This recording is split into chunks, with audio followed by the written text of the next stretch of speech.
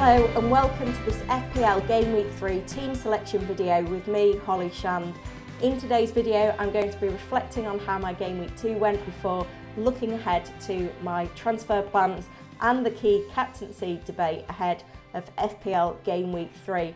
Now if you are new around here, please give this video a like and subscribe to the channel. We hit over 500 likes in the last video and closing in on 13,000 subscribers now, so all of your support is very much appreciated, and let me know in the comments your transfer plans for the coming game week. Let's get into it. Let's reflect first then on game week 2. It finished with a green arrow for me, so I can't complain after a disaster in game week 1. Hopefully it's onwards and upwards from here. Didn't get a massive amount of returns though. The Manchester City triple up prevailed with a clean sheet and an assist for my captain Haaland, and I also managed to bang those points from Gabriel Jesus as well. But other than that, it was pretty limited returns for my team in game week 2. A lot of areas to work on, and I obviously had Perisic's substitute performance where he came on and got an assist on my bench as well, which was frustrating. So there's quite a few areas in my squad that I need to look at potentially improving ahead of game week 3. Now the transfer of Kane to Haaland didn't really come off because Kane scored, Haaland only got an assist, but I would have captained Salah if I hadn't have made that move. So I'm happy owning Haaland long term now, but I do only have one free transfer for game week 3, which could prove to be a bit of an issue.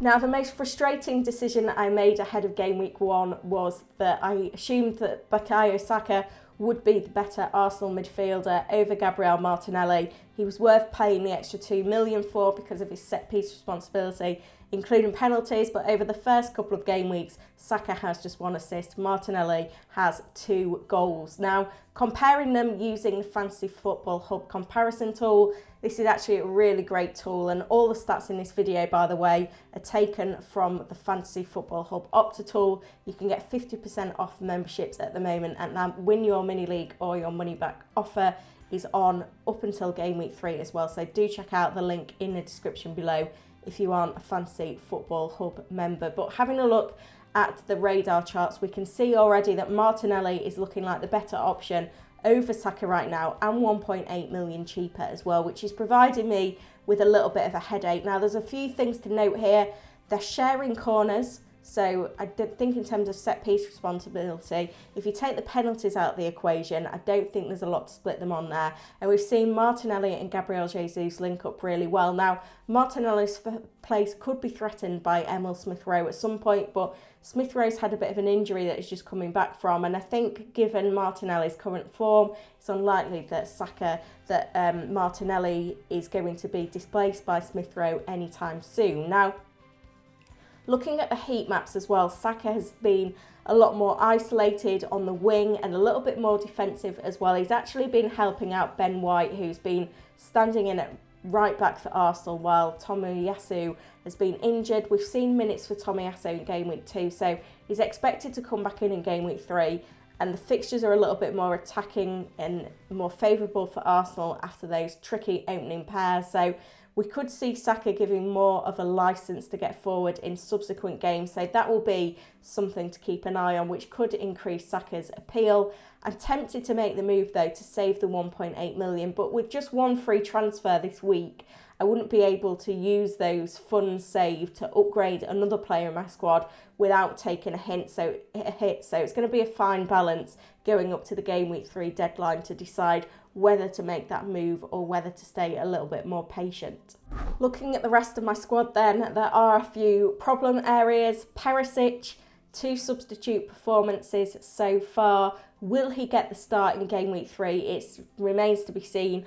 I thought that Conte was maybe protecting him in game week 1 so that he could play against Chelsea in game week 2, but that ended up not being the case. We did see a good performance from him as a substitute, so he is a player with potential, but Wolves at home is a fixture you really need him for. And given that 4, 5 and 6 has a midweek game week in there as well, quite a lot of rotation could still be there for Perisic given his current fitness level. So that is a concern, but I think there's enough hope there.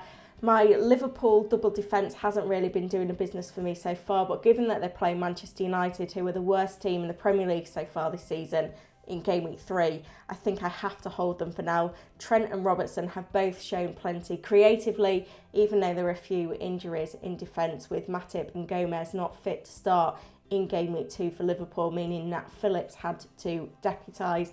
The midfield though and those budget players are already causing me concern right now. I've got Pedro Neto, who's looked okay in terms of his underlying numbers in the eye test, but hasn't delivered yet. Spurs up next is not a great fixture for him. But Leon Bailey, we saw him just used as a substitute by Steven Gerrard in game week 2. He may have lost his place already. Coutinho was subbed and Buendia came on ahead of him, so that gives a little bit of concern of how far Steven Gerrard's pecking order he is now. But at 5 million, there aren't a great deal of options in FPL right now in that under 6 million midfielder category. So that does leave me with a few problems. And I think the only way I could look to upgrade Bailey is by getting funds by going Saka to Martinelli. But whether that's a move I make this week for a hit, it just seems a little bit ambitious right now when it comes to looking at my team selection for game week 3. Now, there are some important points to note ahead of FPL game week 3. We have the first round of midweek fixtures with West Ham playing their Europa League conference playoff first leg this midweek. Then next week we've got the Carabao Cup second round coming in for all of those clubs not involved in Europe. So it's time to start thinking about the fixture calendar and maybe being a little bit more conservative with transfers and making them closer to the deadline.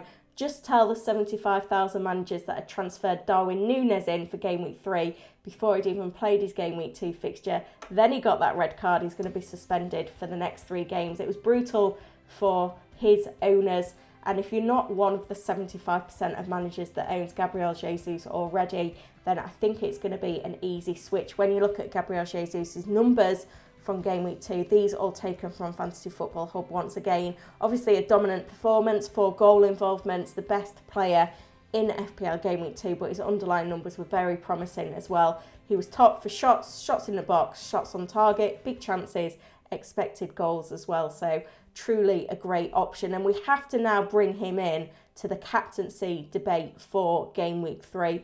A game against promoted Bournemouth could be very good for Arsenal, remembering they've scored 6 goals already this season. He has to be a key contender. I'm personally already looking at Mo Salah as well against Manchester United, who have been poor so far this season. They've conceded 6 goals. They've scored just 1, which was an own goal. I think it could be a game that Liverpool dominate in. Remember, Mo Salah has 9 goals against Manchester United in 10 appearances in all competitions. I think this fixture finished 5-0 to Liverpool last season. Salah got a hat-trick and an assist as well. So I think he could be a fantastic option. It's a great time for Liverpool to be facing this Manchester United side. Personally, I've not got any Spurs attackers, so I can't consider them, but a game against Wolves at home means that they have to be in the conversation. Erling Haaland against Newcastle United away is a tricky one to predict. Remember, Manchester City and Newcastle United are the 2 teams who are yet to concede a goal in the Premier League this season, but we do need to bear in mind that because it's a home game for Newcastle, they will attack to try and score themselves, which will leave opportunities for Manchester City and Haaland. And even though I can't see it being a cricket score for Manchester City, I do think that they will manage to break down that Newcastle United defence and score some goals. So Haaland has to be a consideration as well. When it comes to my team selection then for game week 3, at the moment I'm leaning towards rolling the free transfer, but it does depend on player availability. But the 5-3-2 flexible formation that I started at the start of the season is coming to fruition now, because it allows me to bench Neto for his tough fixture, bench Bailey, who hasn't been delivering, and play 5-3-2 with Perisic coming in and Andreas Pereira. The trouble is, both of those aren't nailed on for starts. Perisic could be used as a sub again, but even as a substitute, he could deliver against Wolves. Andreas Pereira currently flagged with a knock as well, so if he turns out to not be available, I may have to be aggressive with my moves and take a hit to go Saka down to Martinelli and make an upgrade elsewhere. Whether that be Perisic up to Reece James or whether that be replacing Leon Bailey, I'm still not convinced though on those cheaper midfielders, so it makes it a difficult move to decide who is best to go for. But in this 5-3-2, I've got triple Liverpool against Manchester United away, triple Manchester City as well against Newcastle United away. And at the moment, I've gone Salah captain, and I'm tempted to put the vice captain on Gabriel Jesus. But that will be how I'm setting up in this 5-3-2.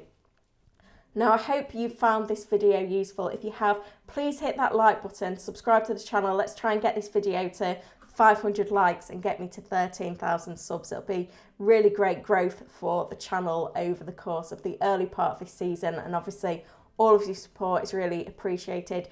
Do let me know in the comments as well your captaincy and transfer conundrums for Game Week 3. I'll do my best to answer all of them ahead of the deadline, which comes on Saturday the 20th of August at 11 AM. I will be back with a live stream on Friday at midday UK time, so don't forget to check that one out as well. And all that's left for me to say is good luck for FPL Game Week 3.